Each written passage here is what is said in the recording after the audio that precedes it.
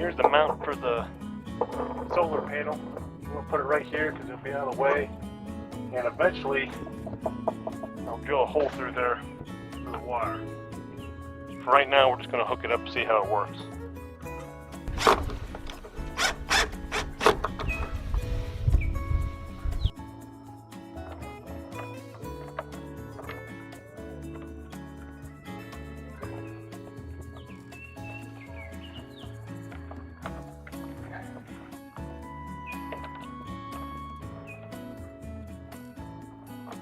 Okay.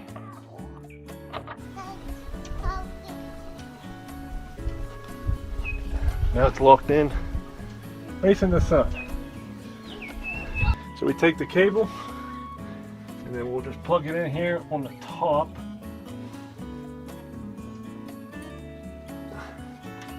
Right here.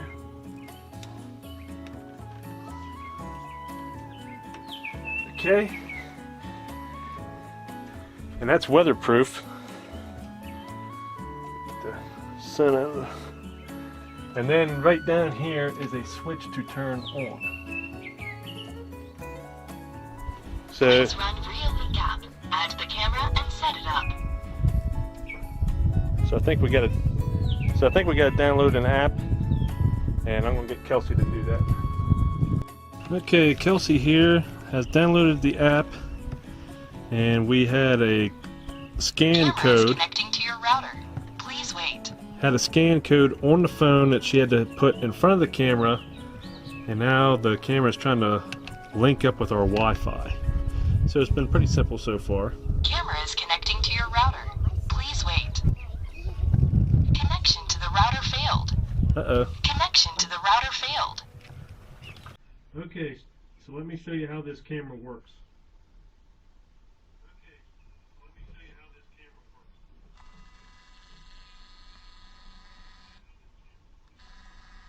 This thing has great range.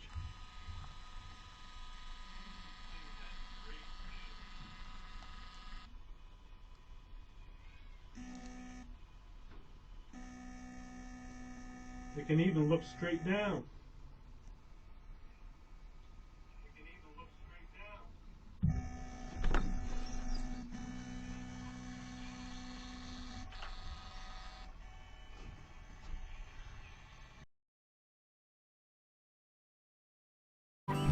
There you have it. It's mounted, so that was simple enough.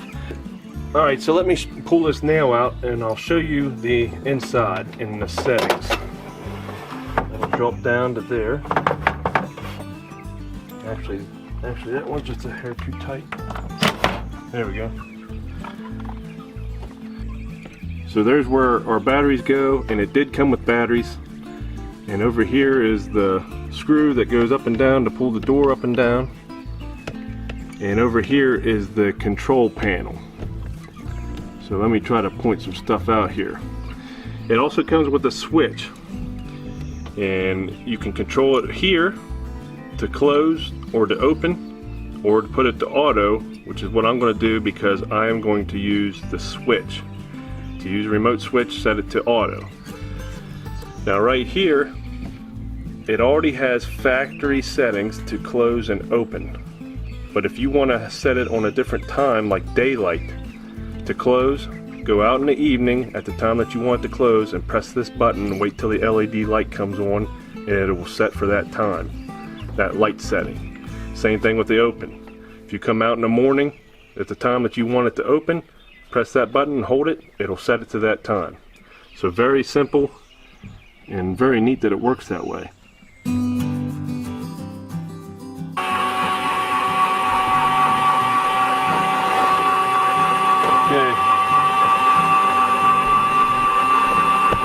So the door is closing right now.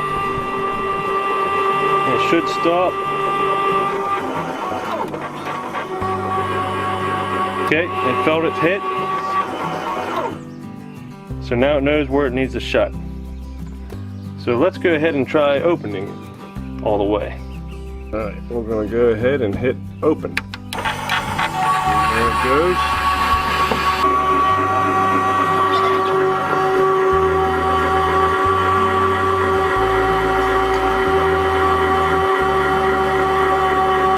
It's opening up. I'm going to take this nail and show you where it ends up here.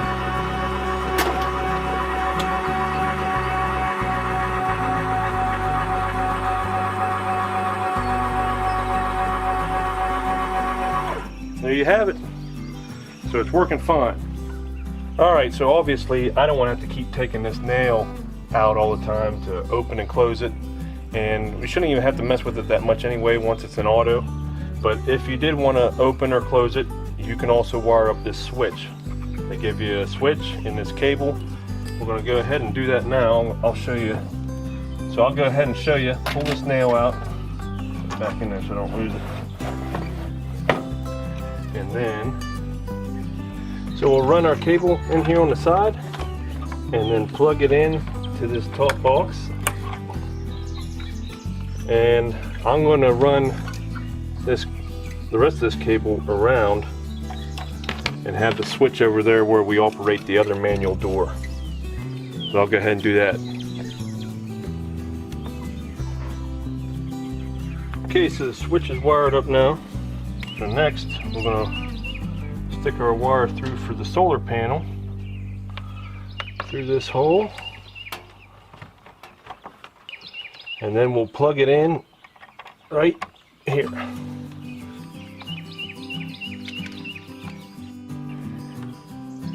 And here's the solar panel. We'll flip this tab around and put the screw in it.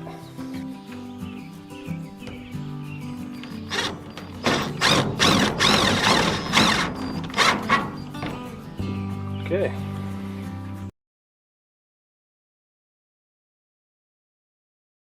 Alright, so what I did, I cut this board out and I left a lot on the bottom because I want to raise this up as high as I can off the ground to keep mice or rats, whatever, from getting to the feed.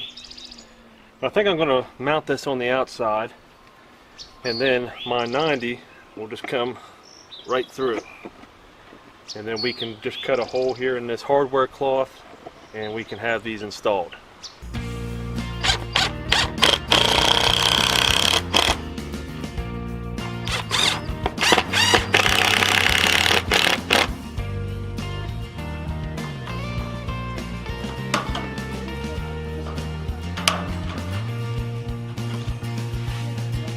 So what I'm going to be using for our gravity feeder is this 5-foot section of 3-inch pipe, PVC pipe. And I just got a 90 down here and a cap on top. We can take the cap off, fill it up, and I'm going to stick it through here. Now it's in the coop, and I'm going to secure it with this galvanized hanger strap.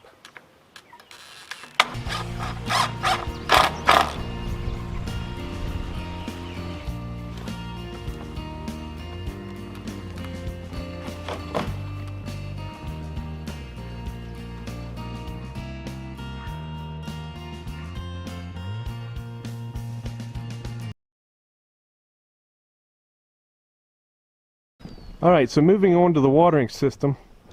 The whole reason I put a metal roof on top of this chicken coop was so that I wouldn't have any of the shingle, dirt, and grit going into the gutter, which I put a vinyl gutter up. I wanted it to stay clean as possible, and I put a gutter up and then connected this PVC pipe going into a water barrel, and then I cut a hole here in the side, made this my overflow pipe.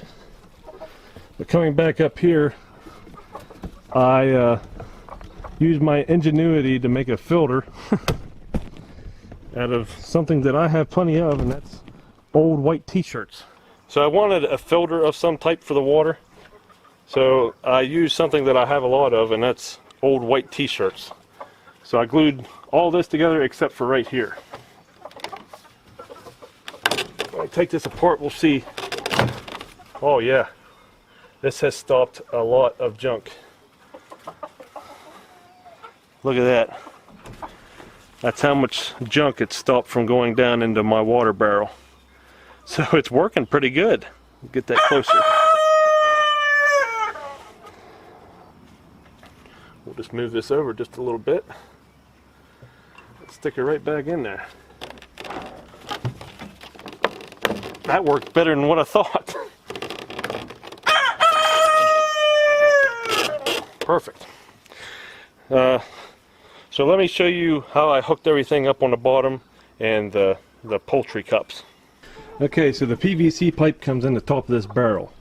This barrel used to be white and it matched the coop real nice, but I painted it black to prevent algae growth inside the barrel. So that's why it's black. Coming down the barrel, I threaded a fitting into the bottom of the barrel and then made a 90. Put this valve here to control water flow if I needed to, if there's too much pressure. And then coming around here, I installed my poultry cups. Get that strap out of the way. But how they work, they come, they peck on that, and it fills up with water. And at first, when I installed these, they was just filling up with water and overflowing. Well, I had to mess with them a little bit and also use my other valve here, which is a clean out valve to flush all the dirt out that might get in there. And once I did that, flushed everything out, I haven't had any more trouble with these poultry cups. I bought these instead of the nipples because I thought they would use less water and make less of a muddy mess. They seem to be working very, very well too.